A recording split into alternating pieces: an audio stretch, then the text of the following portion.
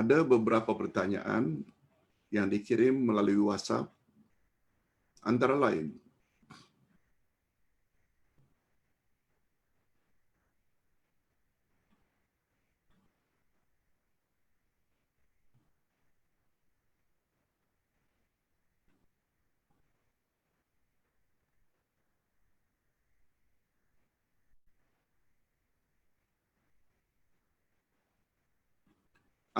pertanyaannya, Pak Ustaz,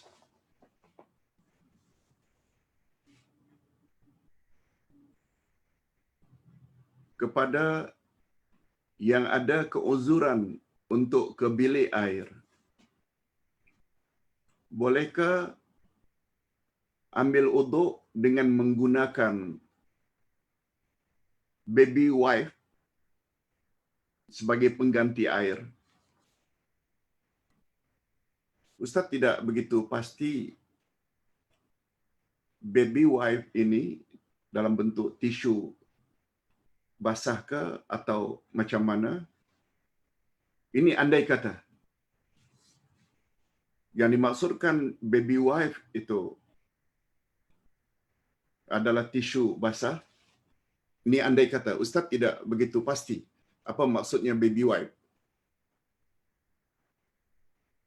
Tidak sah. Sebab dalam uduk ada anggota yang mesti dibasuh, ada anggota yang perlu diusap. Anggota yang mesti dibasuh adalah muka, tangan dan kaki. Faghsilu. Sedangkan untuk kepala, famsahu, usap, sapu. Bukan dengan basuh. Beza basuh dengan sapu. Basuh mesti dengan air yang mengalir. Tapi kalau sapu, cukuplah tangan kita basahkan, kemudian tanpa menampung tangan yang basah, kita usap. Oleh sebab itu, dengan tisu basah, andai kata itu yang dimaksudkan, maka tidak sah. Begitu juga lah apabila kita pergi umrah atau haji. Kita batal dalam Masjidil Haram. Lalu kita beruduk dengan tuala basah. Tidak sah. Tidak sah. Itu sebabnya yang paling baik, kita bawa air dalam botol kecil, gunakan spray pada muka. Maknanya airnya mengalir, walaupun tidak banyak, pokoknya bintik-bintik air itu sudah ada, lalu kita usap sampai rata. Dia termasuk dalam bab membasuh. Kita spray tangan kita dari siku hingga ke ujung jari berkali-kali, lalu kita ratakan. Begitu juga tangan yang kiri. Spray pada tangan, lalu tanpa menampung air, usap di atas kepala.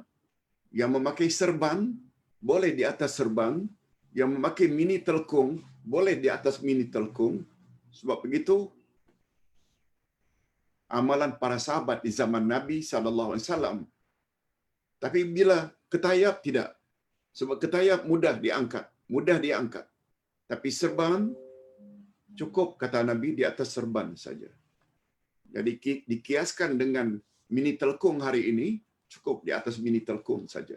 Sebab susah untuk dibuka apalagi di khalayak ramai. Sedangkan kepala atau rambut itu adalah aurat bagi wanita. Ini andaiannya, kalau ini maksudkan baby wipe itu dengan tisu atau tisu basah, tak sah. Baik kita gunakan air yang masukkan dalam botol, lalu kita gunakan spray. Sedikit saja menggunakan air. Begitu juga apabila kita musafir, bepergian, bawa saja. Tak perlu bawa tanah sebenarnya untuk tayamum. Tak boleh gunakan air dalam tandas di dalam pesawat. Memang tak boleh pun. Sebab itu membahayakan. Ambil saja, bawa saja dalam botol kecil. Sedikit saja sudah memadai untuk wuduk. Apalagi untuk kaki. Kalau kita umpamanya pakai stokin, setelah kita berwuduk, lalu kita berpergian, kita boleh usap pada stokin sahaja. Tak perlu kita buka atau tanggal stokin, basuh kaki, tak payah. Ini yang Ustaz maksudkan. Makin luas pembelajaran kita tentang selok-belok agama. Agama jadi mudah. Bukan agama itu menyusahkan. Yang susah ini, bila serba tak tahu. Bila serba tak tahu, senantiasa was-was. Dan orang was-was inilah sebenarnya sasaran syaitan yang paling empuk. Sebab dia tak tahu, tak tahu, tak tahu. Itu sebabnya kata Nabi, yang paling ditakuti oleh syaitan adalah orang yang banyak ilmu. Orang yang banyak ilmu paling ditakuti oleh syaitan. Sebab dia tahu mana yang boleh, mana yang tak boleh. Okey, Pak Ustaz.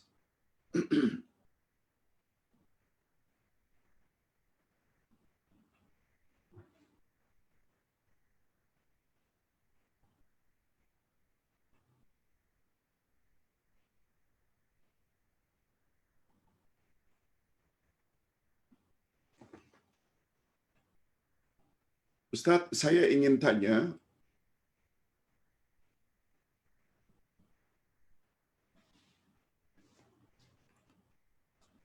jika seseorang menghubungi kakaknya dan menyatakan kakaknya itu, dan menyatakan pada kakaknya, dia sangat benci kepada istrinya.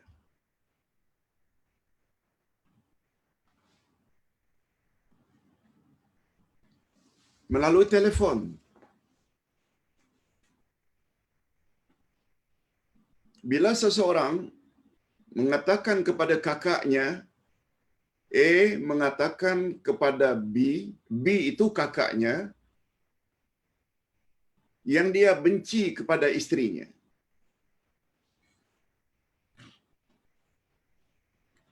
Melalui telefon.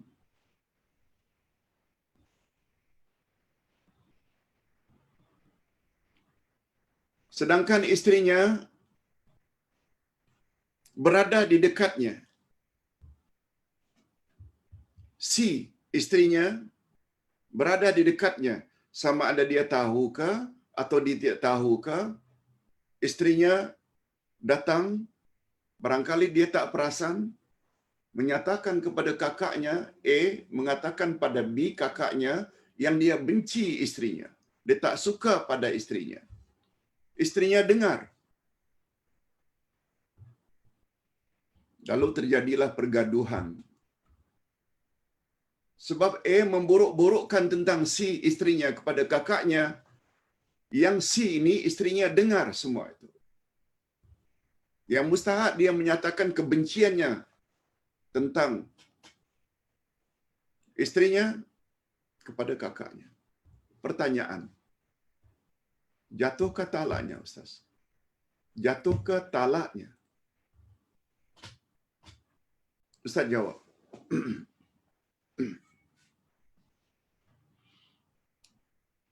Talak atau cerai ini, dia ada dua jenis dalam kitab fiqh.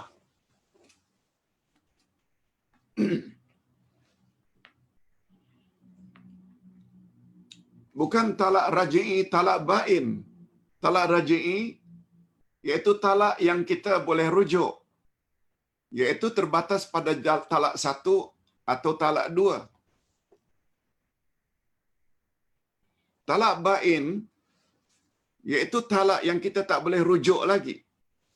Kita tak bahas bab itu. Yang kita nak bahas ini dalam bab istilah. Talak ada dua jenis. Pertama namanya talak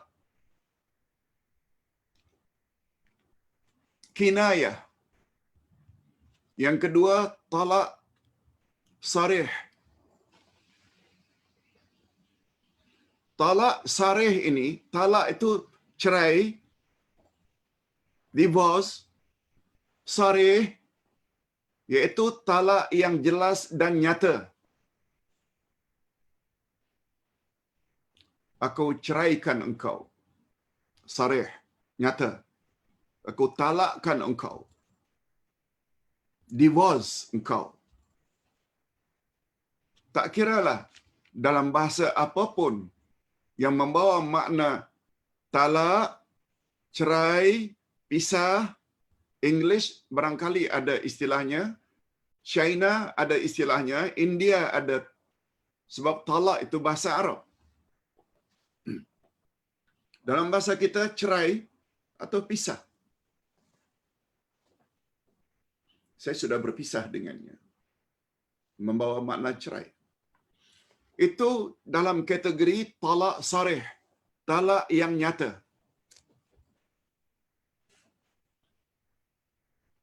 Ada satu lagi namanya talak kinayah. Kinayah maknanya sindiran, sindiran. Umpamanya seseorang marah pada istrinya. Aku tak suka kamu. Baliklah kamu ke rumah ibu bapakmu. Aku benci kamu. Aku dah tak suka kamu. Itu namanya talak kinayah. Dia tidak menggunakan perkataan aku talak, aku cerai, aku pisahkan kamu. Tidak. Itu sarih. Perbezaan dua talak ini, talak yang pertama, talak sarih, jatuh walau tidak niat. Aku ceraikan engkau, aku talakkan engkau. Tak perlu niat. Automatically jatuh talaknya. Walaupun main-main.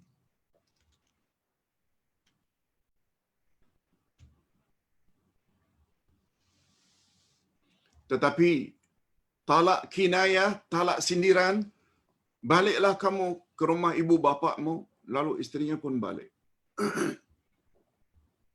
Marah dengan menyebut aku benci, aku tak suka kamu. Itu namanya talak sindiran.